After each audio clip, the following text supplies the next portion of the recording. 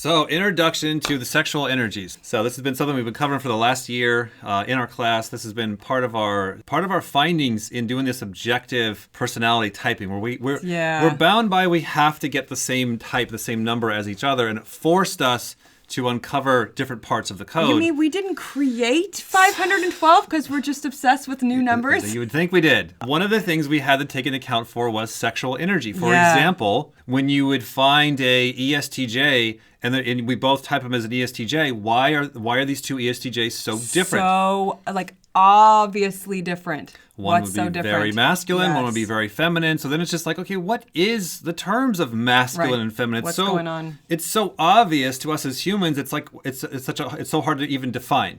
And so we had found that there is masculine and feminine functions. That was so weird. That's it. That's just that was so weird. So you have two masculine functions and two feminine functions. Yes, and they're opposite, so they're a coin. If you have a masculine TE, you have a feminine FI. If you have a masculine NE, you have a feminine SI. Right. And then vice versa. Right. Yes. And so those masculine and feminine functions can be played out by which functions are you kind of arguing, or are you shovey, or are you masculine with? Punching. And then which ones you're more movable with, that's the masculine and the feminine. Right. There's a lot there. There's a whole lot there. If you start looking for that masculine and feminine, you'll see it. So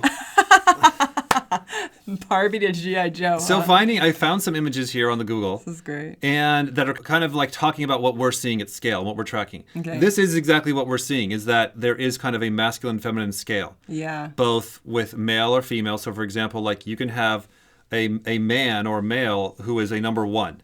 Who is extremely feminine. Yes, absolutely. And then you can have a female who's a number 12 who's extremely masculine, and then everybody else in between. Yeah. And just like a classic scientific bell curve, most people are somewhat towards the middle. Even Shandy and I. Yeah. Like, I'm not the most masculine guy at all. You're not the most feminine girl at all. I'm literally right smack dab in the middle, and you're like 2 clicks. Yeah, we're like 6 and 7. Yeah. This is something that we're seeing and tracking. Another huge thing that we're finding, this was one of the biggest surprises to us, is that when we started typing people and we were able to understand the sexual identity and all that kind of stuff, right? Is that people of the LGBT community were clustering around certain types. Let me say that again. And not even like certain types. It was like certain actual numbers. Like once it got down to 512, it was like in this doc. People of the LGBT community are clustering around certain types, certain numbers specifically. That what that means is this. Going through our system, if you're this type, there could be less than a 1% chance that you would be LGBT. Right. But if you're this type over here, one of the hotspot types, there could be a 50 or even 60% chance that you'd be LGBT. Right.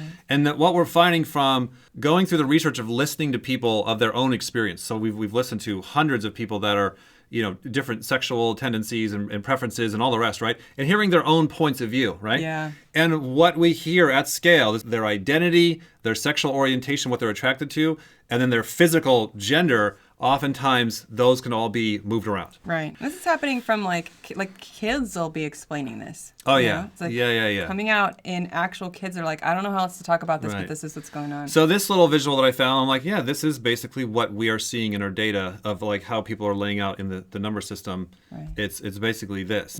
This again off the internet, just some random slide. Okay. Masculine energy, feminine energy. This is what we have come to define, generally speaking. Masculine energy, doing, thinking, analyzing, decision-making, leading, giving, pleasing. So think about... wow, even they're like STing the masculine. Whoa. And then NFing the feminine, which is what we've also seen. Like the way that we've talked about even the letters themselves. Like obviously we're just explaining here that the functions hold whether whether you have masculine or feminine, but even the letters themselves. So like a masculine TE is going to be more masculine than a masculine FE. Yes. Because even the letters ST are the most masculine letters, and F are the most feminine letters. Yes. And there's and that's the LGBTs interesting. that we're seeing clustering. So the majority of the LGBT females are double masculine STs, and then the LGBT males are double feminine NFs. Wow, yeah. That's where the clusters are generally. And again, we're seeing them kind of spread out through the whole spectrum. Yeah. But there's a lot of cluster action going on in that kind of dynamic. All right, so that is a overwhelming introduction, but kind of bring this all together. You can see this in your own life. Think about the functions in a masculine or feminine. Look, as you're figuring out your own type, your friend's type, start to be asking yourself, where is their masculine energy? What are you arguing from? When you come out to argue, are you like, nope, you said it wrong. That is the wrong fact. That is the wrong detail. That is the wrong data. That is the wrong statistics. Are you arguing the sensory? Are you somebody that is like, wrong date, wrong time, that didn't happen? That's what I will fight you over. Right. All right. Here's a masculine feeling, feminine feeling demonstration. Okay. Masculine FI, feminine FI. And masculine right? sensory, feminine sensory. Oh, right. Right. That's true. Yeah. All right. I'm going to move your emotions. Look at, I'm even doing. Come on. Screw you. What? Don't move my emotions. Look at that. Like, just like a stop. What? What? Don't move your emotions. Ready? Don't move. Ready?